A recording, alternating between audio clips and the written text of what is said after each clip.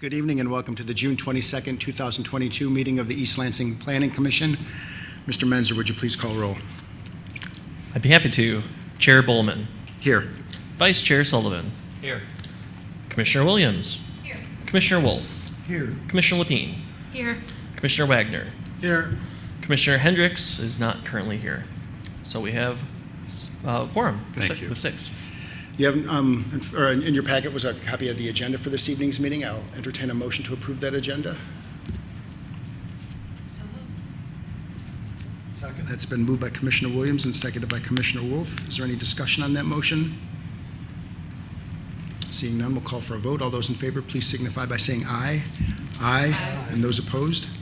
That motion carries. We do have 2 copies of draft minutes for approval as well. First being the meeting of May 25th, 2022. I'll entertain a motion to approve those minutes. Move approval of the minutes of May 25th. Second. It's been moved by Commissioner Wolf and seconded by Vice Chair Sullivan. Is there any discussion on that motion? All right, seeing none, we'll call for a vote. All those in favor, please signify by saying aye. Aye. And those opposed? That motion carries. And then again, I will entertain a motion for the minutes to approve the minutes for the meeting of June 8th, 2022. Move approval of the minutes of our June 8th meeting. Thank you. Second. It's been moved by Commissioner Wolf and seconded by Commissioner Wagner. Is there any discussion on that motion? Seeing none, we'll call for a vote. All those in favor, please signify by saying aye. Aye. And those opposed? That motion carries. We have no committee reports, so that will bring us on to item 3. Mr. Menzer, do you have anything to report from your staff or our staff? I do. Yeah, just a couple things. So good evening, everyone. I'll run through the items that have been at City Council over the last couple meetings. So since the last time we met on the 8th, City Council met on the 14th for their discussion-only meeting. And the topic, one of the several topics on that agenda, were fraternities and sororities. So this topic has a little bit of history over the last year. Obviously, the Planning Commission saw, I think, 6 special use permit applications total for varying degrees of establishing new fraternities, whether in existing buildings or new buildings, and every iteration of that. I won't tell I think we've gone over the whole story, kind of how one of them was denied, 532 Ann Street was denied, and it kind of started a movement where City Council was considering a moratorium on fraternities and sororities.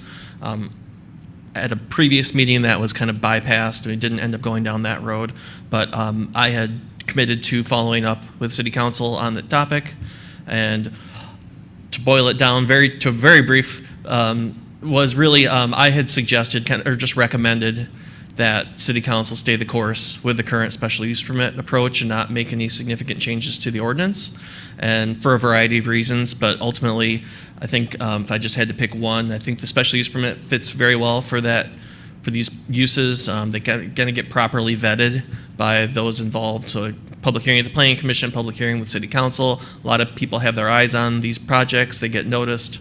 So it seems like we're on the right path. So they agreed, and we're not making any changes at this time. We also do not have any applications in the pipeline for new fraternities and sororities, but I think we're well prepared should that happen in the future. The June 21 meeting last night here in this room, there was the public hearing for 321 East Grand River. This is the Karate's Pizzeria project, and that was approved by City Council. No changes to the recommendation that was made by the Planning Commission. So there are all 27 conditions are on that project.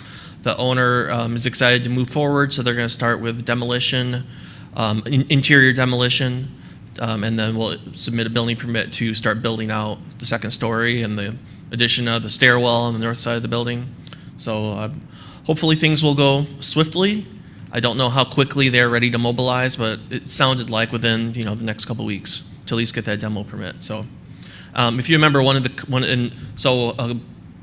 members of the public that had spoken to the Planning Commission did come to the council meeting last night. I reminded the resident and noted to council that there is a condition on the SUP for a what do we call it? Like a pre-construction meeting to be held before any work happens out there. So I will work to arrange that with the proper staff. I think before a brick is moved, before anything happens out there, to discuss where, for example, dumpsters or where porta potties are going to be located. And I know at least one of the members of council was happy to hear that they plan on using the interior space for the porta potties for the construction workers. That can always be a little bit problematic depending on the scale of the project. So that was good. So that item's kind of been checked. But the dumpsters are something we'll have to look at because where are these items going to be placed? And so we'll tackle all that, but it'll be through a formal process. We'll notify the neighbors and invite them to a meeting where they could have a say, or at least maybe not have a say, but to at least understand how everything's going to be carried on throughout that project, and ensure that they have proper contacts at the city to call if there are issues. So the other item that was on the agenda was storage. So, and I bring this up it's loosely related, but it is a land use policy issue that we may see at some point in the future. We being, I guess you, but all of us are in this together. We've been approached by about a half dozen companies over the last year that want to do self-storage or climate-controlled storage facilities. And I've learned a lot about that land use in the last couple weeks. So I was asked to present to council on kind of the pros and cons of that particular land use, and they would consider whether or not to initiate an amendment. So it wasn't something the staff was bringing forward as we need answers on this. It was actually initiated by one of the operators that's been pushing pretty hard to get council to consider an amendment, because we do not currently allow either the self-storage where you have kind of the long narrow buildings with individual garage doors, or the big climate controlled buildings. So this particular operator was interested in a property that's over east of the Rite Aid at Saginaw Highway and Lake Lansing Road by Costco. So there's a couple sites around. This is actually to the east and to the south of the Rite Aid building. There's a parcel there that kind of wraps around the Rite Aid building that has a split zoning of B2 and B4. I'll keep this short, but I think it is interesting and worth sharing. So we're interested in that site. And this conversation wasn't about that site in particular. It was more about the overall topic of the land use and that particular category. But in this case, they would be proposing, if we had an ordinance that would allow it, about 100,000 square foot climate-controlled storage facility there. So I presented some information, pro and con, on some of the challenges. And really, I think what I've learned mostly about that topic is it's a very lucrative investment to be in the storage business if you're the owner of the property. Not so much from a land use perspective. It's a very inactive use of the parcel. There aren't a lot of employees, typically one or two that are on the site. And it's not something that's listed in the future land use map or the master plan as a desired use. It hasn't been brought up in the past. It's not currently allowed in any of our zoning districts. So there are a lot of other things I won't go into, but so ultimately council decided. Now there were only 3 members there last night, which is why I wanted to apprise you of this. Of the 3 members that were there, they chose not to proceed one way or the other. So really that kind of just dies at that time. They chose not to initiate a zoning amendment to add those uses. And the way that could have played out is they initiated an amendment. It came back to the Planning Commission we worked together to craft language. Then ultimately you'd have a public hearing. It would go back to council then for a public hearing there. They have not chosen to do that. I don't know what may happen if the other members that were missing at that meeting came back and wanted to move forward on it. So I'll keep you abreast of how that might play out, but that was the story on storage. So not moving ahead for now. And that's all I've got for you. Thank you. Thank you. I should note that Commissioner Hendricks has joined us during your talk about 5 minutes ago, so about 7:04 according to my clock. So welcome. Any questions for Mr. Menzer? All right, thank you.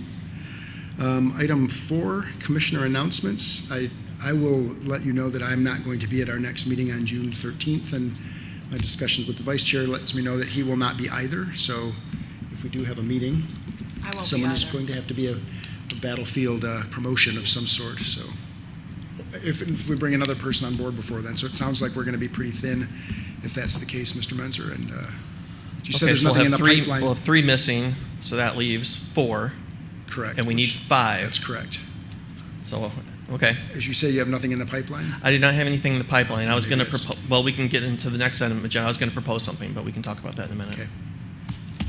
All right, any other commissioner announcements? All right, then. That'll bring us on to item 5, communications from citizens. This is the time in our meeting when we invite members of the public in attendance to come forward and present thoughts or ideas to the Planning Commission. I see, it looks to me that there's somebody in the queue, Ms. Urdialis, or is that No, is that we have you? somebody in the queue. Okay. If you invite that person to come forward, please. Jake Clayhorst, I am unmuting you and allowing you to speak.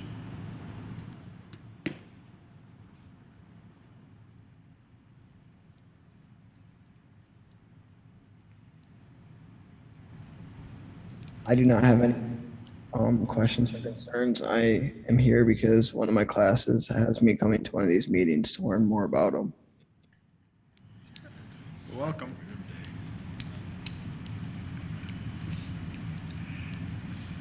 All right, that's it. All right, then, since there's nobody else in the queue and nobody else in attendance, we'll move on to item, there is no item, we don't have any public hearings, so that'll move us on to item 7, old business.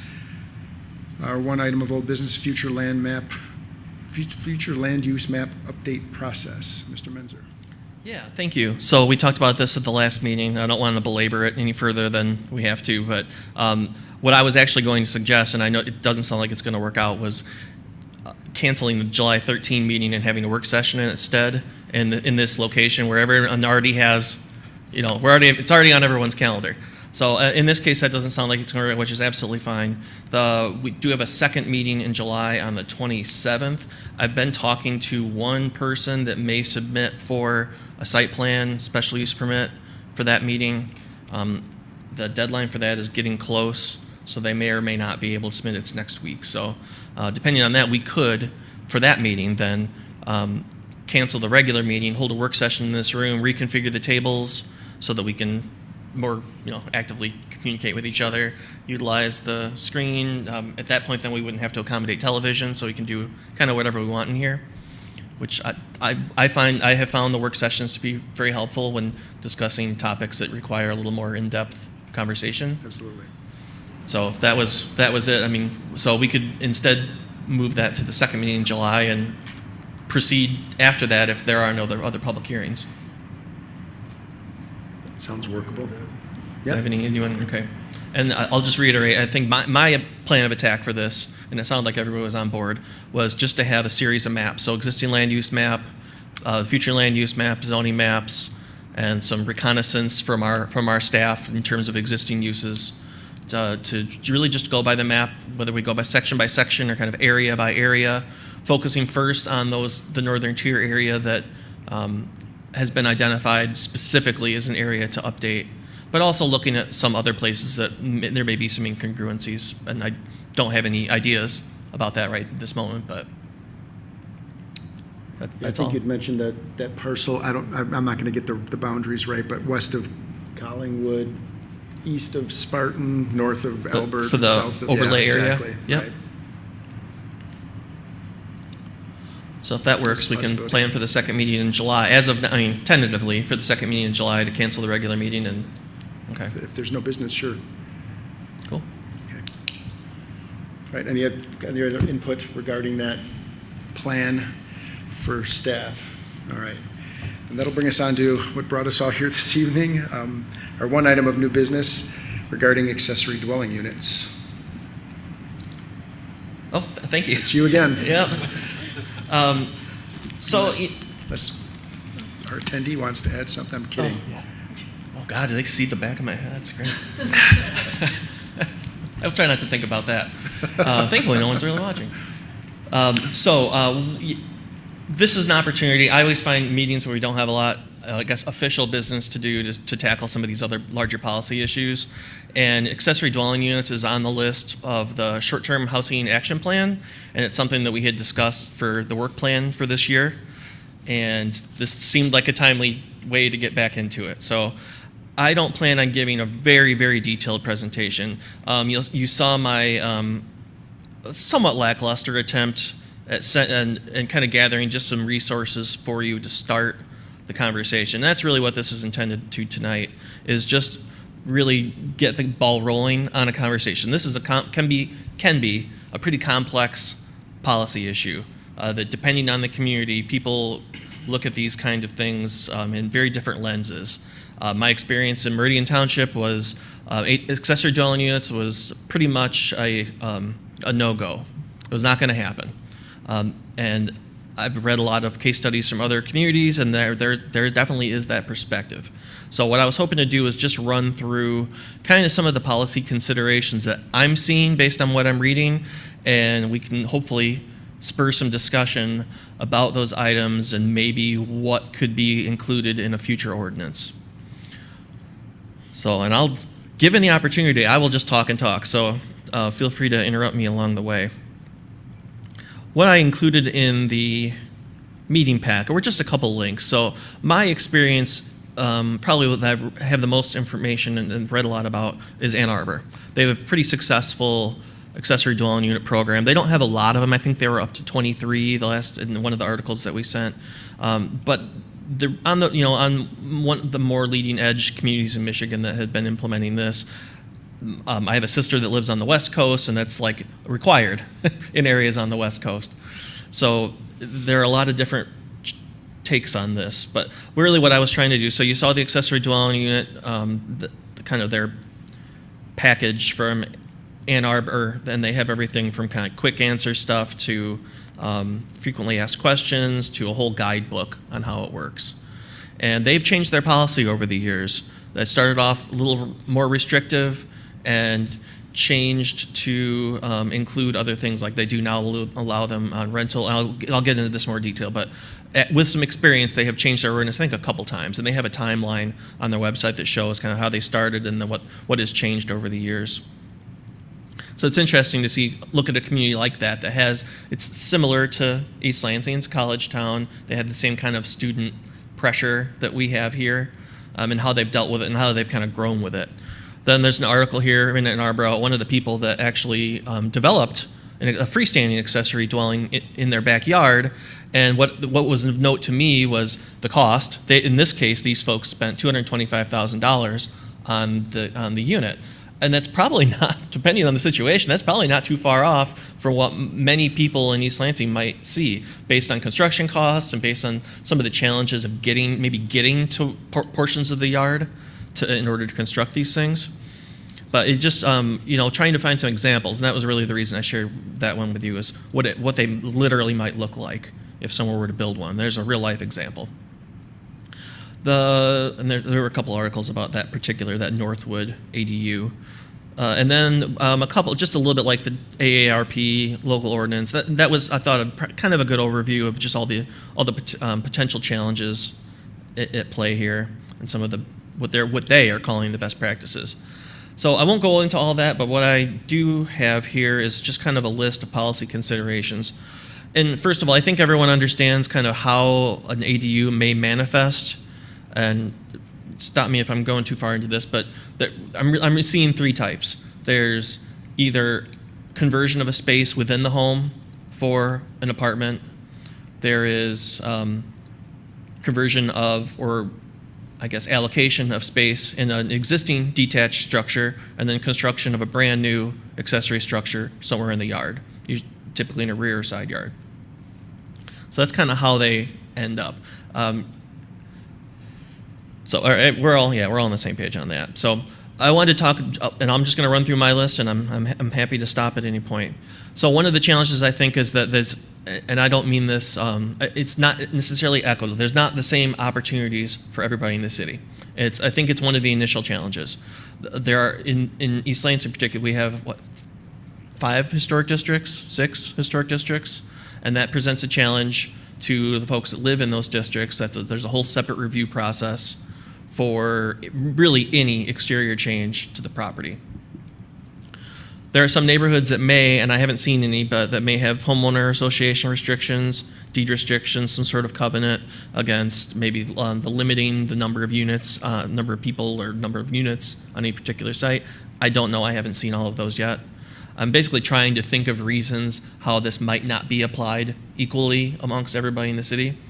notwithstanding maybe income limitations or that kind of thing. And then certainly different size lots and different configurations. Not everybody's lot. I know my house, for example, I've got like 6 feet on one side and 5 feet on the other, and I'm not sure how anyone would ever do anything in the backyard. So depending on how your lot is laid out, you might be on a corner lot where you've got to maintain a front yard and spaces. So it's not going to work out for everybody. I think that's just kind of one of the basic understandings that we have to go into this with, is not everyone's going to be able to do this. We may be able to change the ordinance to allow it, but there are going to be a lot of circumstances out of our control that not everyone's going to be able to do it. Some of the existing aspects of the ordinance may also pose a challenge. So we've got our accessory structure setback right now is 3 feet, so that it has to be a minimum of 3 feet off it can be located in a side or rear lot or side or rear yard. It has to be at least 3 feet off the property line, and it can be no taller than 15 feet in height. The one on Ann Arbor, that Northwood one, I think was 20 something feet tall, and the setback might be problematic. I'm not suggesting it is, but it might be problematic to have a dwelling 3 feet off the line. Now that's actually in line with other ordinances I've seen, the 3 feet. Sometimes it's 3, sometimes it's 5. It's 5, but I just want to note that kind of like right now we would treat an accessory dwelling unit like a shed, essentially, a bigger shed, and that's minimal limitations on where it could go. Coverage limitations, the maximum lot coverage, ground coverage, is 40%. So that's building, paving, any impervious surface, can't cover more than 40%. In particular, that would be challenging for an exterior, a new accessory structure. As I'm the primary reviewer of the building permits in the city, in addition to the building reviewer, but for planning and zoning stuff, and we run into that limit a lot. Lots are small, they've been built close to maximum. So I think that it's definitely a consideration that if we do go down this road, that some people may just be practically limited by the 40 feet, or the 40%. Limited parking, I run into this a lot in reviews of building permits here. We get a lot of requests to expand driveways or to, I guess, mostly to expand them or to relocate them. But it's very limited. So you'll see one common trait in neighborhoods in East Lansing I've noticed are kind of the 2-track because of these limitations, the width, literal width of the lot, but also there's a 25% coverage maximum for the front yard. So no more than 25% of the front yard can be covered with paving for parking. And a house is limited to, you have to have 2 spaces per dwelling unit. So any single family house has to have at least 2 parking spaces plus 1 space for any roomer. I have seen in some ordinances also requiring 1 additional space for the occupants of an ADU, whether the ADU is inside or outside, and it's something that could be problematic in the future. I've also seen ordinances that don't require additional parking at all, but it certainly could be a limiting factor. So that was kind of the first batch of just our initial, here are some initial challenges we may face based on the current provisions of our ordinance that may need to be changed to align with a future ADU policy. And then I have some other stuff, but. One other obstacle I don't think you mentioned was our rental restriction overlays. Because these would be considered rentals, correct? Yes. I mean, Yeah, they would have to be registered as operate rentals. as a rental. Yep, thank you for that. So that's a pretty significant geographic area. There are, between historic districts and the rental overlays, that is, it's quite a bit of land in neighborhoods. And I looked at our current rental classes, and it wasn't quite clear to me if ADUs would fit into one of our existing license classes. None of them quite seem to describe it exactly. Right. Many of them would be similar to a duplex in a way, but there's also some differences. And actually, can I ask a question? Oh, please. A question about that. I'm trying to picture how some of these would operate or be constructed. Would they be required? Does the ADU have to have a separate exterior door, entrance and exit? Well, I add that to my list as well. It looks like the communities have different approaches to that. So everything gets up for us to craft. Some of them have specific design guidelines where they say like a door facing the public street, or some sort of like fenestration requirements, so there's windows and a frontage somewhere. But I think that's up to the city and or the people that draft the ordinance. We could go a lot of different ways with that. So you could have an interior door that connected the units or something? So Yes, they had a common entrance, and I'm picturing, I've been in a few houses in East Lansing and in the area, some of the larger ones, that actually have a built-in mother-in-law or whatever apartment you might call it. And it's completely self-contained usually. Or I'm sorry, it's completely contained within the larger house. Generally does not have an exterior door. You just, it might be above the garage or it might be in the basement, so you can freely walk from one to the other. In general, I wouldn't picture an ADU as having that kind of a connection with the main house. Is that right? I agree with what you're saying. I don't know if there's necessarily a policy that would say one way or the other, but that's something we should explore. Just for an example that you got me thinking about, Chris, I actually lived, before moving to East Lansing, I lived in, what at the time I didn't realize, but was an ADU in Okemos, in the Spring Lakes neighborhood, where an older woman had put on, had redone her entire basement, and then put a separate entryway. So I parked in one stall of the garage and then went around the back of the house. There were stairs and a separate deck, which then had its own entry, its own separate entry to the house. So technically, you could have gone into the house from the garage, but my entry, you had to come out of the garage, go down a flight of stairs, and into the house, which was then connected through a locked door to her stairs to go up in the basement. It was great, but Okay, that's a helpful example. Yeah. So there was a connection internally. There was. But the door was kept locked. Yes. To keep them separate. Yep.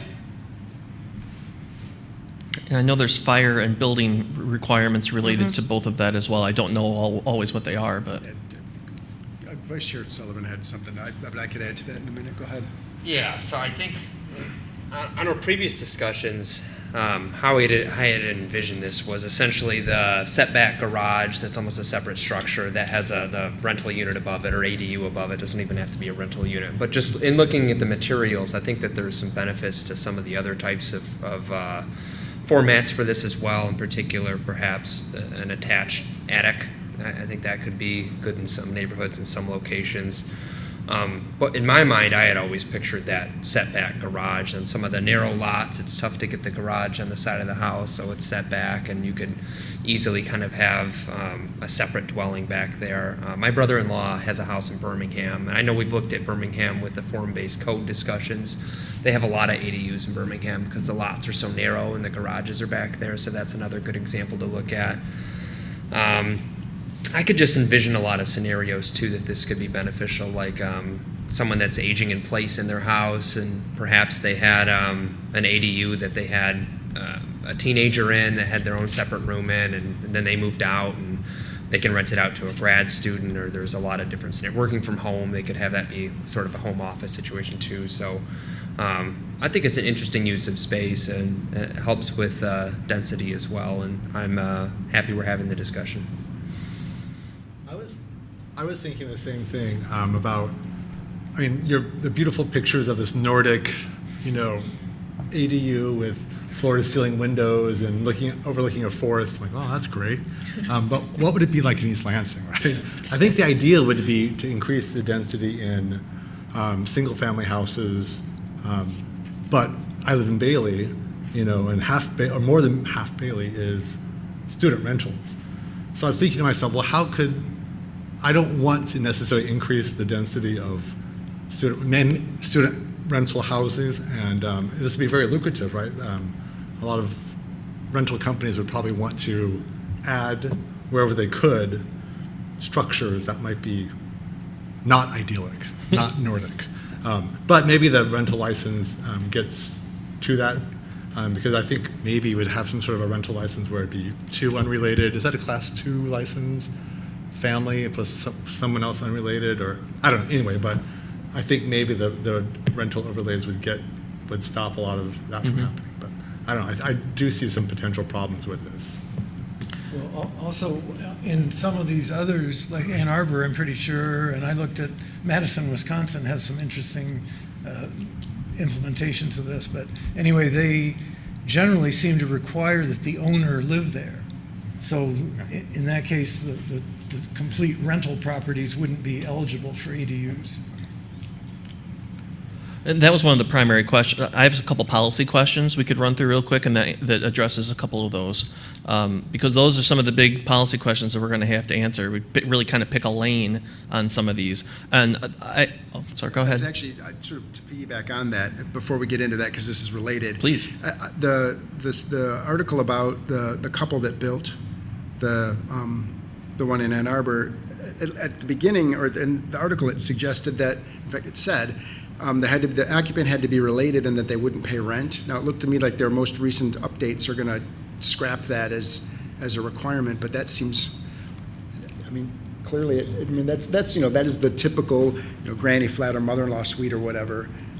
If that's something that makes it more palatable coming out of the gate, that's probably something to consider. But it does sound like they've sort of, since that time, it's, they've realized that either there was no interest in that, or the interest was limited, or basically that, there is some benefit to seeing, they're still slightly more, they're not short-term rentals, they're, 30-day rentals, if I'm not mistaken. At least that was the next changes they were going to be looking at. But that if you're not going to be able to collect rent, if it's really, really just sort of someplace where a family member, an extended family member is going to stay, that might be the sort of foot in the door. Yep. Well, then that's exactly what I was going to bring up, was the owner, kind of a couple of these policy decisions is what the owner must live on site or not. Right. I've seen examples of both.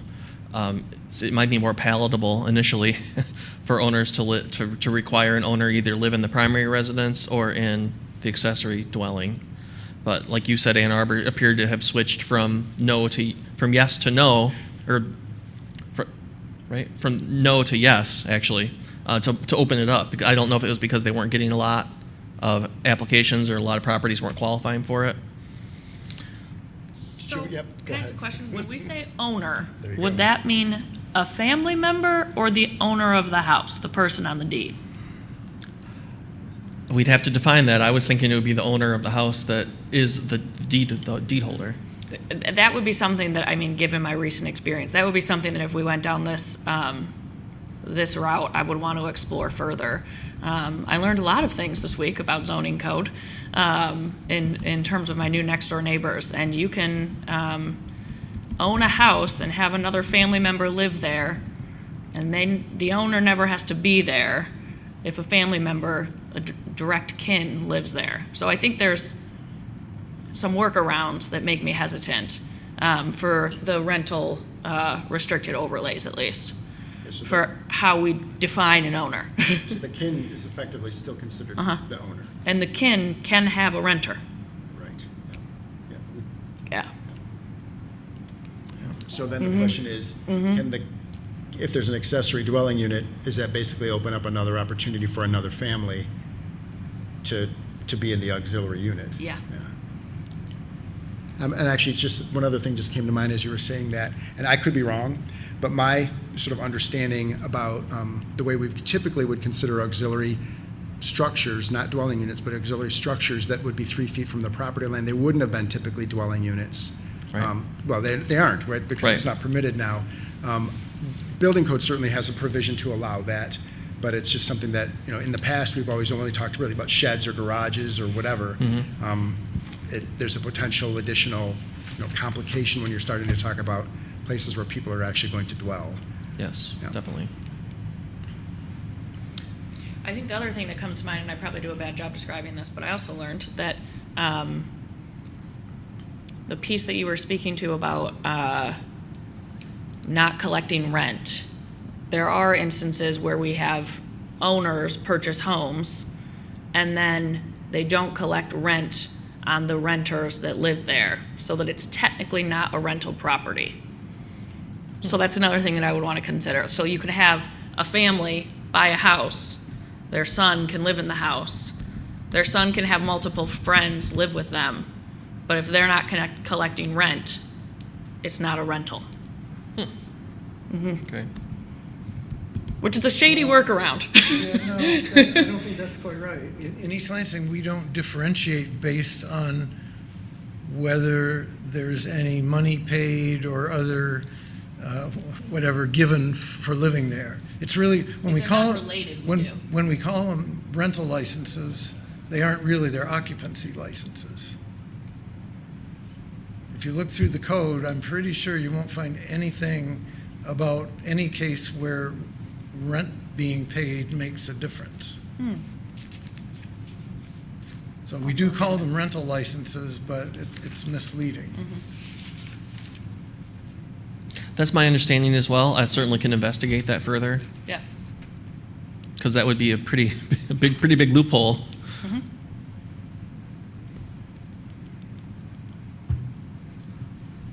Oh, I'm sorry, Vice Chair.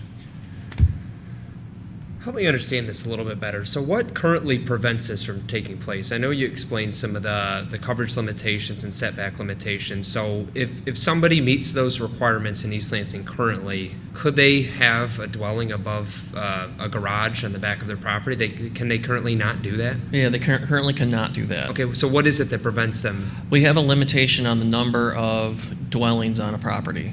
So Okay. it's like a single family zone. It's like a zoning would limit one use, one single family dwelling to one parcel. So what about these other ADU types when it's, above the attic, or replacing the attic with the third story that's livable, and say that it would be the same situation? Same Okay, situation. yeah. It'd be considered a dwelling, whether it's kind of in a different form of a dwelling. It's not. It could be within the unit, and I think that goes to I guess Commissioner Lepine's point about where the access could be. Got it. And maybe that is the way to design them, where it does have a fully separate Yeah. entrance. And I've run into a lot of gray areas over the years where people design, for example, like a man cave that has, or a man garage or whatever you want to call it, that has full shower, full everything, except for maybe the oven. There's some element that's missing that doesn't turn it completely into, because I want to say fear, but the thought process behind that is like, well, what's keeping it from being a totally separate rental unit? And it's typically cooking facilities, like an oven or something like that. But it's definitely a gray area in our policy. Okay, and as you describe this, it really sounds like it's a broader discussion than what I initially thought it was going to be. So I think we're going to have to look at a lot of things that you described. And I guess my question for that is, where did a lot of these ordinances originate? Like, what was the impetus for the ground coverage and those setbacks, and when were those put in place? Those can't have been recent, right? Someone may know better than me, but from my understanding, years ago, maybe the 70s. And it's pretty common. Those are pretty common provisions, and a lot of zoning ordinances are in the area, and a lot of it came out of, I don't know exactly sometimes, but they're probably started one place and went along to every surrounding community. I can tell you specifically, some of the ones in East Lansing related to paving in particular came about after it was about the 1980s when a whole bunch of landlords started packing students into houses and then paving over the backyards to provide enough paving for them. And to try to prevent that, one of the things they did was put in stricter paving limits. That's not the same as the building coverage or the full ground coverage, but so we have specific rules about how much of the backyard and how much of the front yard can be paved to avoid them turning into parking lots.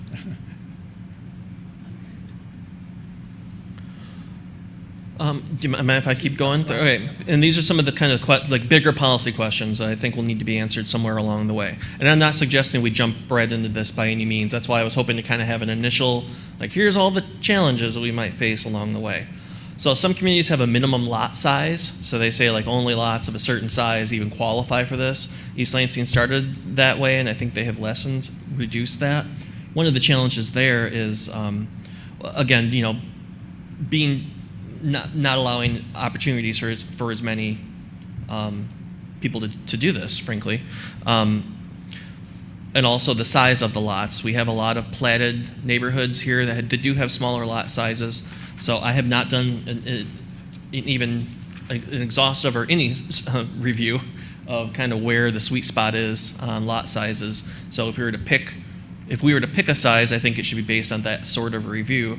But I also am thinking initially that it would be helpful not to require a minimum lot size and have some other restrictions that would allow someone kind of back into being able to use something, because on the configuration and what else might be there rather than just the size. So another consideration is where to allow them. A lot of ordinances I've seen limit them to single-family zoning districts. There's a comment earlier about multiple family and the potential issues that could cause. Because I too could see, and I do a lot of walking in the neighborhood adjacent to City Hall just because it's close. And I could see a lot of the houses there are owned by management companies, and the opportunity is probably very big, very exciting to have more. In this case, we know in certain places students living in a dwelling behind the building. So that's one option, is to limit it to single-family districts. I've seen some ordinances that talk about minimum and maximum sizes.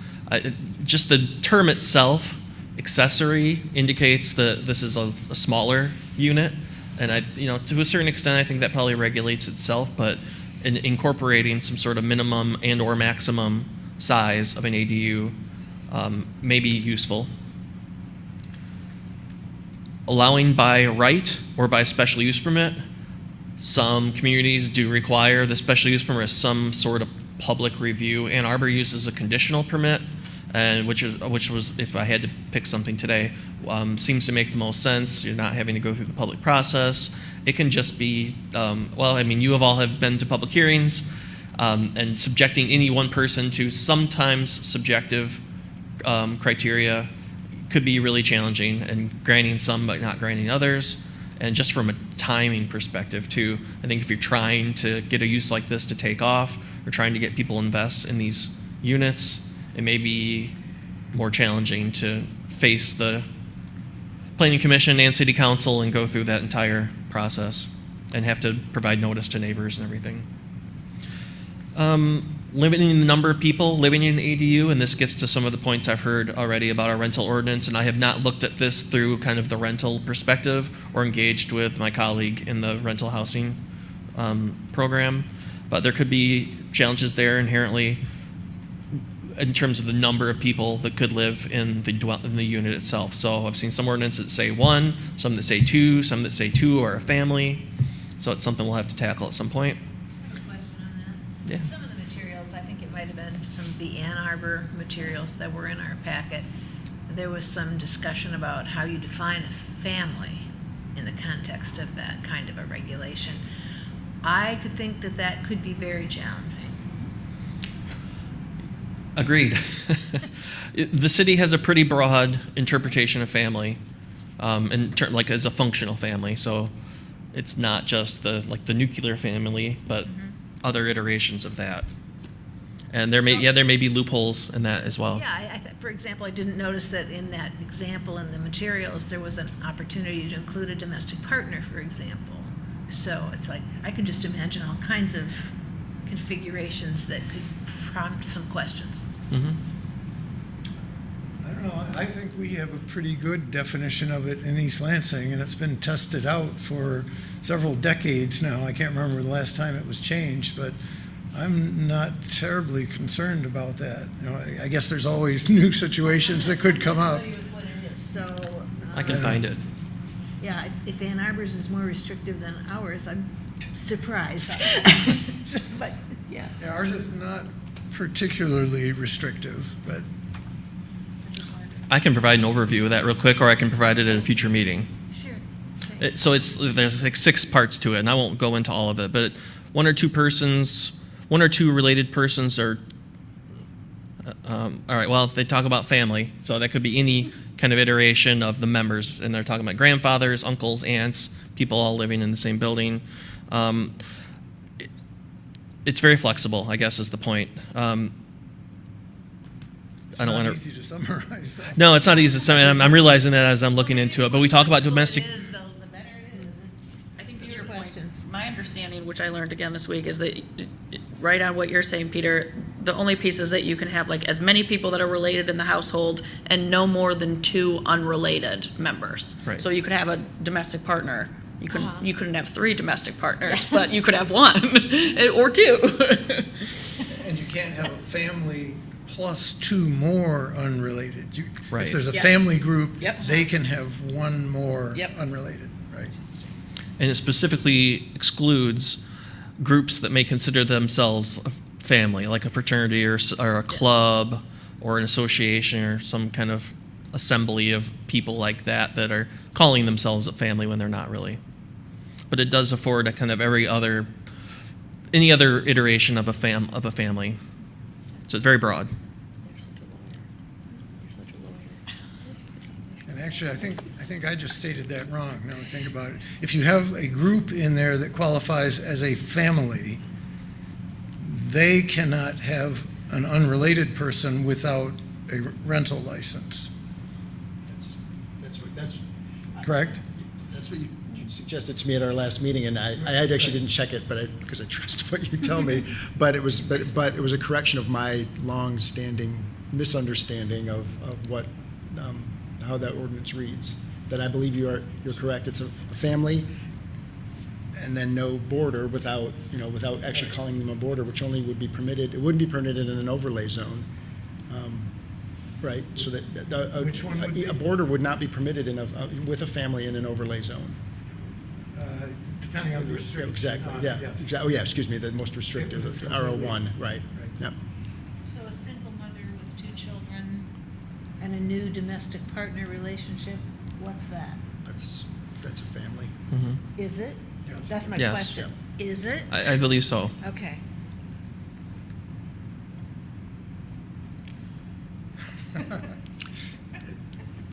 Yes. We're going to need a psychologist or something.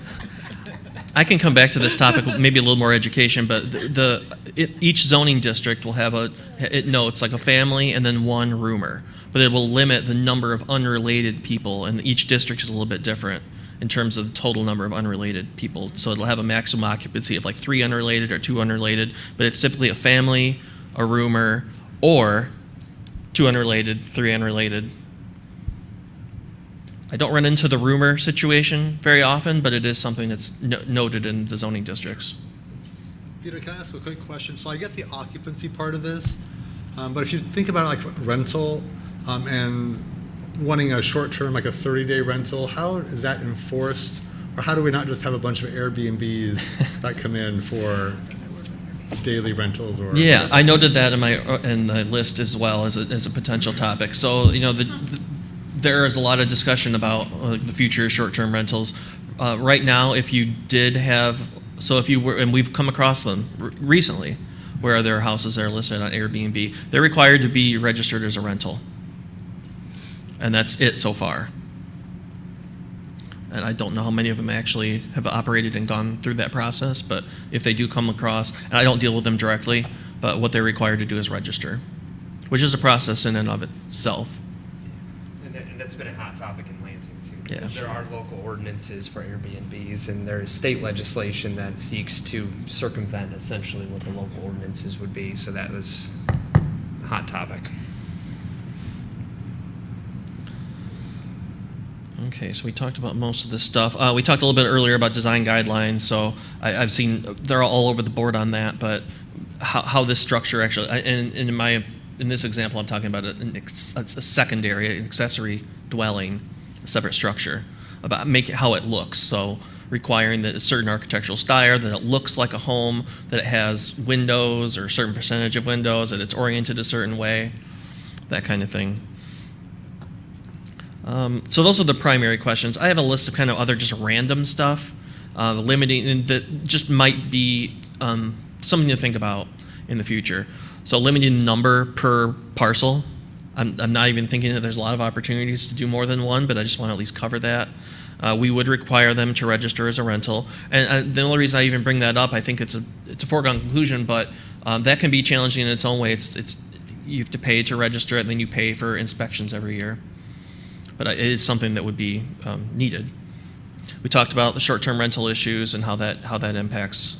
What Ann Arbor had done was put a limitation of 30 days, so no less than 30 days. I can see that being tough to keep an eye on, I guess, because I don't want to get into the business of reviewing leases, but that might be part of the deal. Water sewer capacity. Again, I'm out of my element to talk about that, but I have noted that that's an issue in some places, or at least something to consider, that whether or not we have the capacity or whether that's right. And even something like utility connections. I don't know if it was something I sent you or something I read on my own, that requiring new connections to like the mains, or whether or not they can share meters or share lines with the principal building on the structure, is something that would have to be worked out, and I just don't know enough about the logistics. That was it. And I think the other thing to tackle here is probably politics, is the elephant in the room on all of this, and this is what I ran into in another community. I've read some different things on this, and I don't know where everybody stands, and this is not like a Democrat-Republican issue. It's more just there's sometimes, and I'm not saying that this is right, there's a negative connotation with rentals, and particularly people have had bad experiences, and you hear people call them transients, and I mean, I disagree with that thought completely, but not everybody does. So it's just something that you've got to consider, and I was talking with my wife out at dinner this evening about that to some people, this upsets their kind of sensibility of their neighborhood and the day-to-day life. And all of a sudden, a new person, or maybe a new family, or a new couple people live in the space that your neighbor built above their garage. And now you got to look at their car and maybe it's in the driveway, maybe it's in the street. It's just something to consider as we go down this, that everyone has different sensibilities about it, more activity in kind of these, especially in East Lansing, these long-term, established, single-family neighborhoods, and here the city comes along and upsets the apple cart, and things change, and you know how change can be perceived sometimes. So I'm sure you have thoughts on that, but that's a flag. For those people that have problems with that, I feel like they already live in East Lansing, right? Excuse So me, they already deal with it. excuse me, just a sec. You're breaking protocol, but we'll allow it. No, you're good. But no, you're fine. Typically, this would be discussion amongst yourselves. I'll ask that you come to the podium and state your name so that we can add it to the record. Now, have at it. No, it's fine. It's a little bit looser than typical, but go ahead. My name's Dylan Young. I'm here for a class, my first city meeting I've done, but to that point, I feel like those people should kind of expect that their neighborhood life won't always be, as nice and as compact as they want, because they live with all these students, that, they may be screaming at midnight drunk or something like that, so it's like, I feel like they should expect, if they're living in East Lansing, that everything is not going to be as cordial as they might want all the time, Yeah, understood. Very well put. Thank you. And if you wouldn't mind spelling your name so that we can add that to your to the minutes as well. DYLANYOUNG. Thank you. Yeah, Thanks. cool. Any other questions or comments? Commissioner Wolf?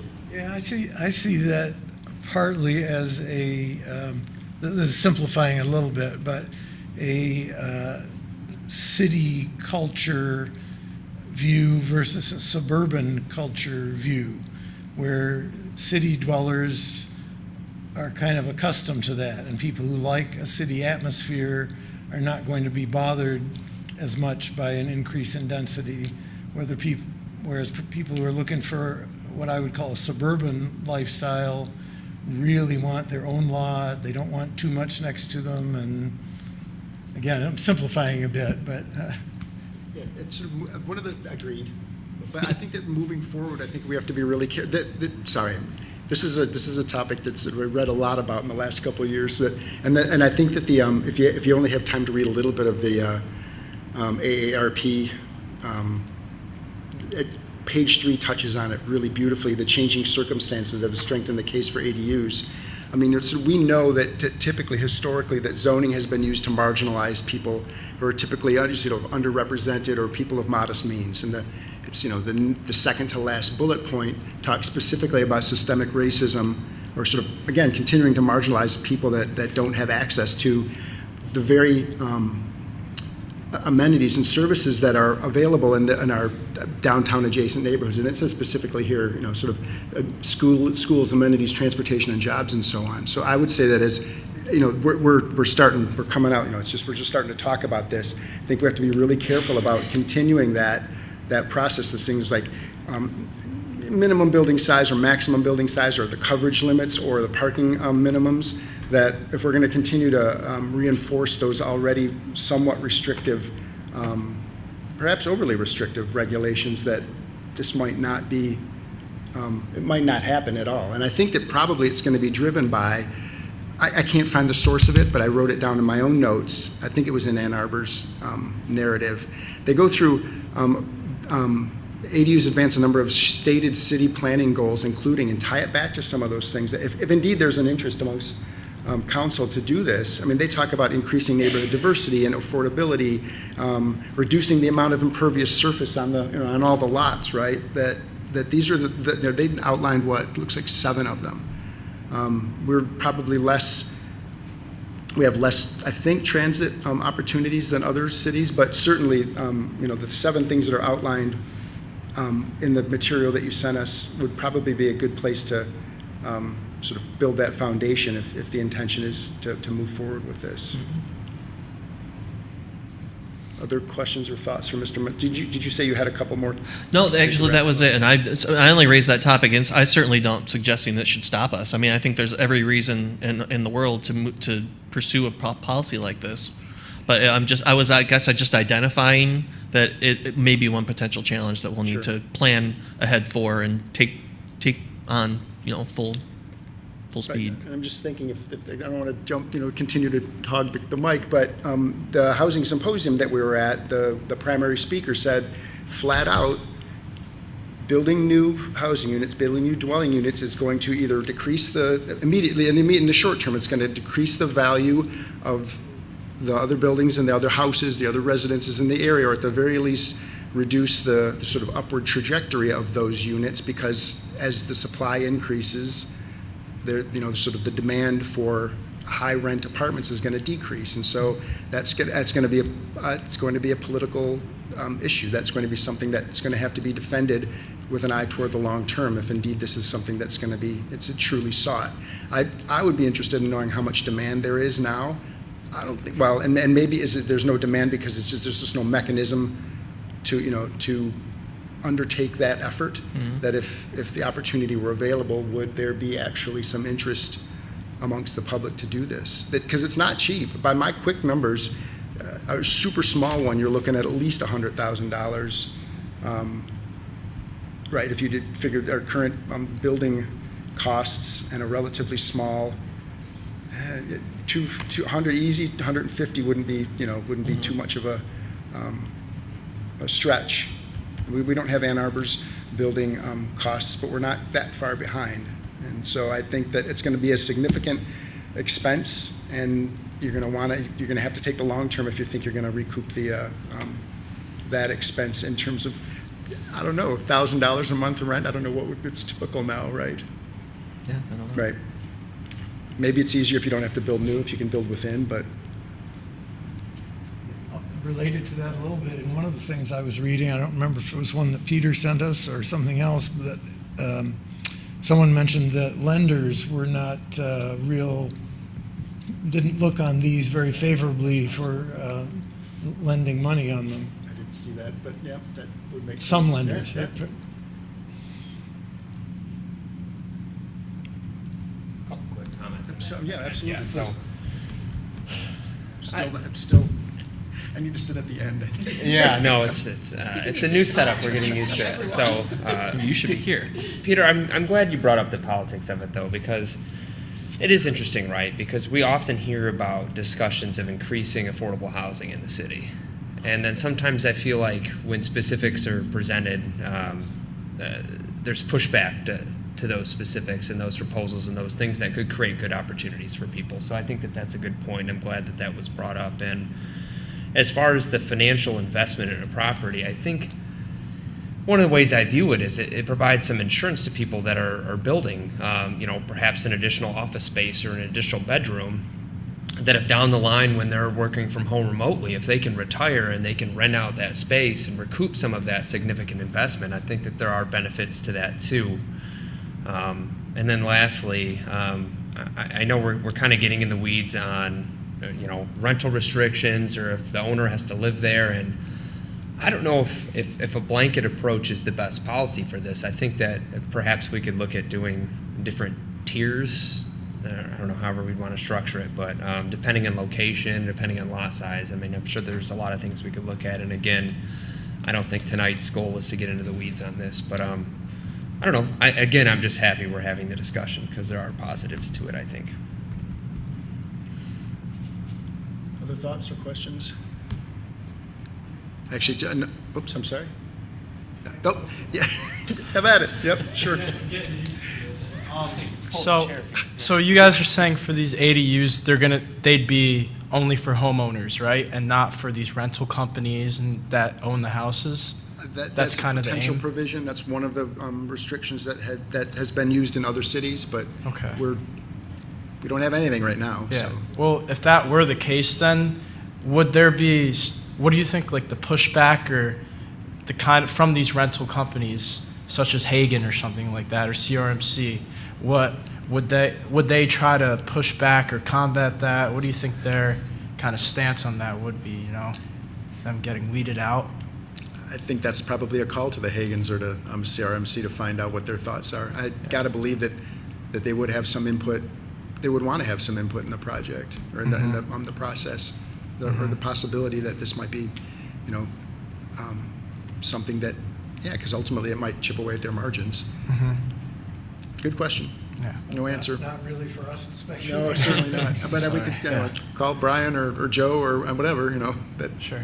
Yeah, absolutely. Good question. Cool. Thank you. Other questions or comments? Do we? Oh, he left. Okay, so our remote attendee might wanted to join in as well.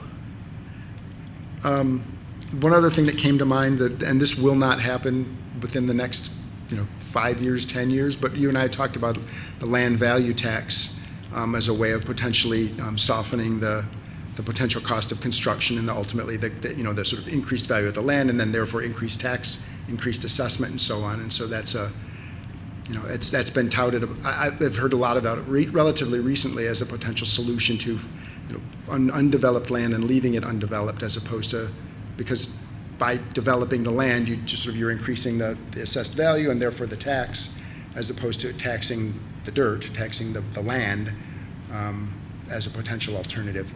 That is that's turning a battleship.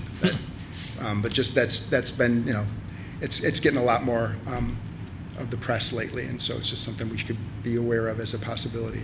Mm-hmm.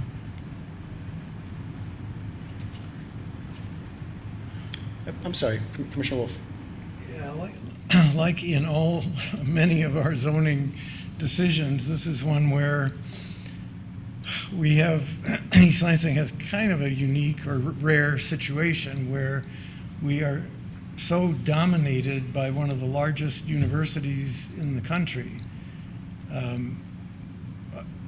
in a relatively small town. Our university is similar in size to the one in Ann Arbor, but Ann Arbor has 2.5 times our population and a little over 2 times our area. So it would be nice to know, well, and same for like Madison, Wisconsin is much larger, similar size university, but much larger. It would be nice to know if there are any examples of well, I mean, it's really hard to find any town that's like ours with that ratio. There's certainly none in Michigan. I was going to say. I mean, Mount Pleasant is similar to our size in population, but Central has only 1/4 of our students or something like that now. And I think the two Big Ten universities that are most comparable are Penn State, their size compared to State College that they're in, and Purdue in West Lafayette. But what I'm saying is it would be nice to find an example of where this type of housing has been implemented in a place that somewhat resembled us. It seems much easier for me for Ann Arbor to experiment with this, given what I just described, than for us to do it. Not that I'm saying we shouldn't do it, but it's the problems of having a student-dominated housing market make it very tricky. That actually calls to mind that article or the series of articles that you were directed us to regarding Cal Berkeley. And, yeah. and what was Slightly the outcome of that, different right? issue, but yeah. Exactly, right? What was the outcome of that? It was not, good relations between the university and the city, so. Yeah. And I don't know demographics, my sense is that they're probably comparable in terms of size. I have no idea. I mean, Berkeley doesn't seem to me to be terribly large, but I really don't know. I mean, been there once and it was a dozen years ago. Yeah. It's much more of a real city than we are. I'm pretty sure it's quite a bit bigger. Is it? Okay. Yeah. I just looked in Bloomington, Indiana, where IU is a pretty good comparison, and they have ADUs there as well, so that might be a good one to look into. Thank you. Any other closing comments or questions?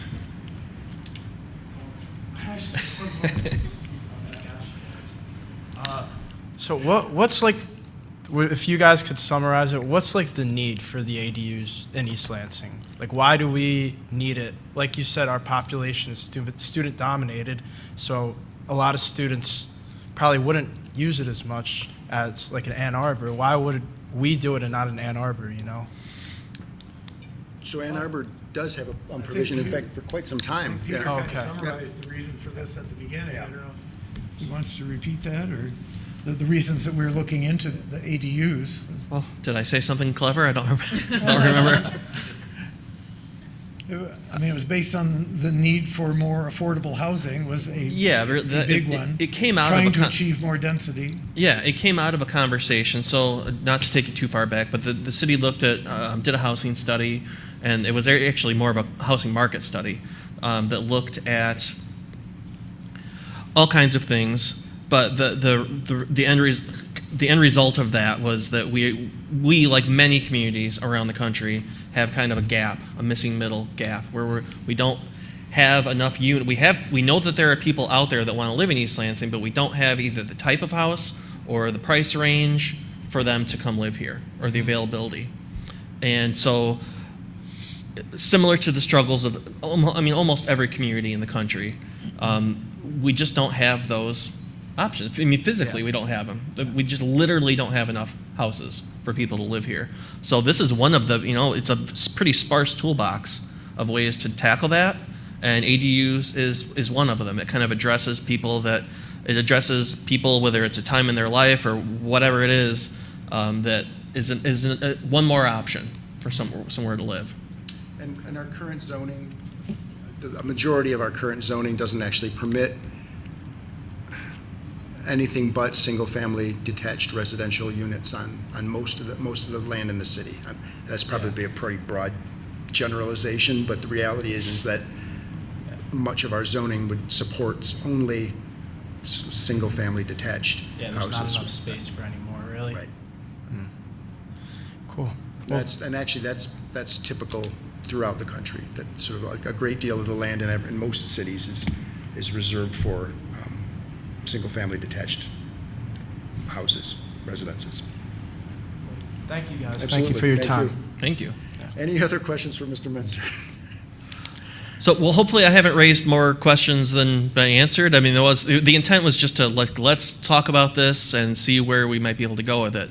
My impression, based on, so the council has at least granted in general terms kind of agreement with the short-term or the near-term housing action plan. I think as with everything, the devil's in the details on how this stuff all gets organized into an ordinance, and where some of the kind of, we talked a lot about where the kind of binary decisions are on some of these, and maybe they're not always one way or the other, and maybe it's a combination of all of that. But I think we have general support to at least approach it, investigate, and come back to them and propose something. So, I mean, I'm willing to certainly take it, with your help, take a shot at that. It sounds like there's obviously a lot of kind of holes we can go down along the way, and well, hopefully without getting too distracted. But I guess what I'm interested mostly is in next steps and how we might proceed with this. I mean, I've got, limited capacity to ferret out some of this, and I've got, some team members to help me. But for to maybe the next couple meetings, what might be the most useful information? One thing I've been taking notes while you're talking. One of the things I thought would be a map that kind of shows where some eligible properties might be. So given what we know about historic districts and the rental overlays, take that off the table. I mean, probably take all that off the table to a certain extent. What's left? And I think just to visually see that would be helpful to start with.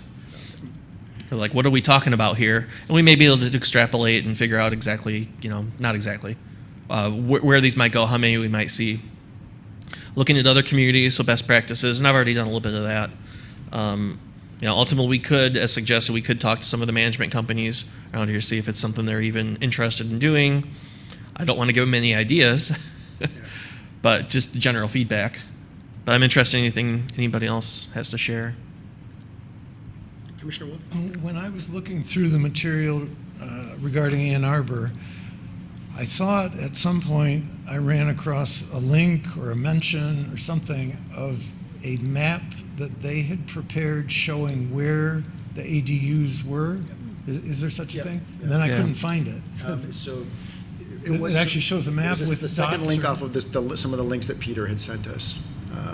Okay, I'll have to look at it again. And I think I went to a City of Ann Arbor page or maybe story, because I went through and took a look at it because I wanted to see, I know some of the areas pretty well, and yeah. Right, I'm somewhat familiar, so I wanted to see who was taking advantage of it, who was building these. Okay.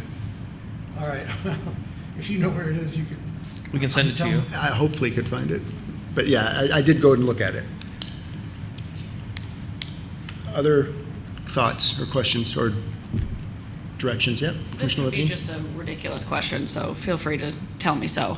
But when I was originally preparing and looking through the materials, one of the things that really stood out to me was the idea of the mother-in-law suites and the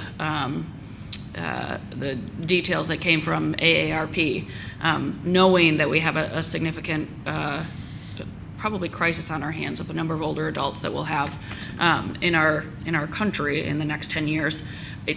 I worked on Michigan State Plan on Aging and the Michigan Housing and Homelessness Plan. Would it be possible to have, can we invite someone from AARP to come in and talk to us about the benefits or the pros and cons of ADUs and how it connects to older adult health and well-being, to get their perspective? Because just from a quick Google search, there's a lot from AARP in different states speaking to how ADUs support our aging population. And I just wonder if we could bring someone in to speak to it from that perspective versus just the zoning piece of it.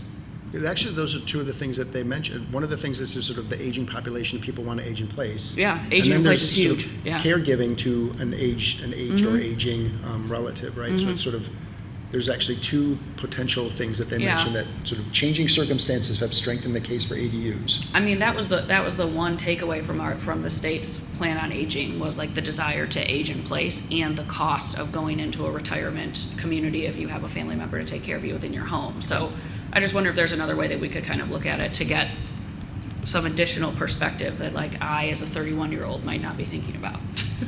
Yet. And I would just add that with my experience in the historic districts, I would say that that's a potential hurdle, but I wouldn't think that it's a particularly big one. Okay.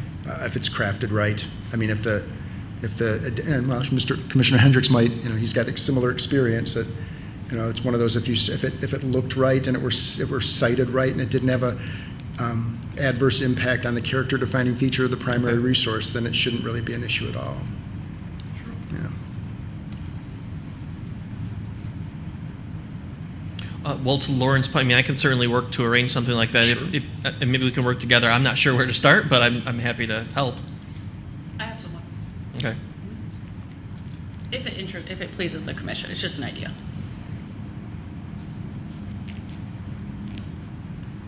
Commissioner Wolf? It just occurred to me, has anyone mentioned, maybe I missed it, but that we already have some of these in East Lansing on Virginia Avenue? We have, Oh, that's right. Do we? in Yeah, we did the, mention it. what's the name of the development? Avalon Square?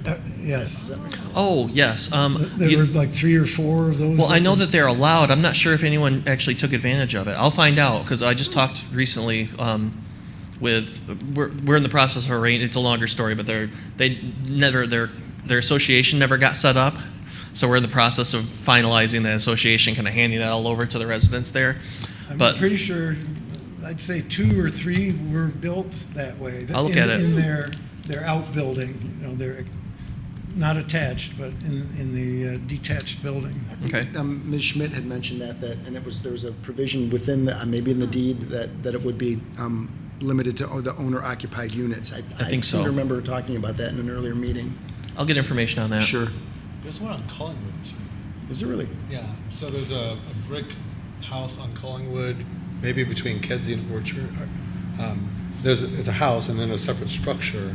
It's sold You're right. maybe a year ago, and it advertises a separate bedroom out. I mean, like Kensington it's and what? complete. It's Collingwood, and maybe between Kedzie and Orchard. Okay. I think you know what? Yeah. Yeah, I don't know why I didn't think it's that. completely separate. Yeah. Yeah, I'd love to get photos of current examples and just look into them. Yeah, there's actually another one on, I think it's University Drive. It's a much older one. Well, no, actually, I guess that one's relatively old too. But yeah, I mean, it was built that way long before we had our restriction. I can't think of the exact block it's in, but in Chesterfield Hills. And another potentially on Hillcrest in the middle of the street, there's a blue house that has a separate structure of a garage kind of behind it that has, they built the garage from scratch a year or so ago. And looks like they have a unit up there. It doesn't look like a rental or anything, just like another living space for them. Again, that's another thing to consider though. If somebody did have a garage that needed to be completely, demoed because of age or whatever and to be rebuilt and potentially with the structure on the top, it could be a good investment. All right. Thank you. Any other comments? All right, then. We'll move on to item 9, Commissioner concerns. And then if there are no concerns, then a motion to adjourn would be in order. So moved. Second? It's been moved by Vice Chair Sullivan and seconded by Commissioner Wolf. All those in favor of adjournment, please signify by saying aye. Aye. And those opposed. We are adjourned at 8:18. Thank you for your input, Mr. Young. If you have something that needs signing, we'll be happy to do that for you.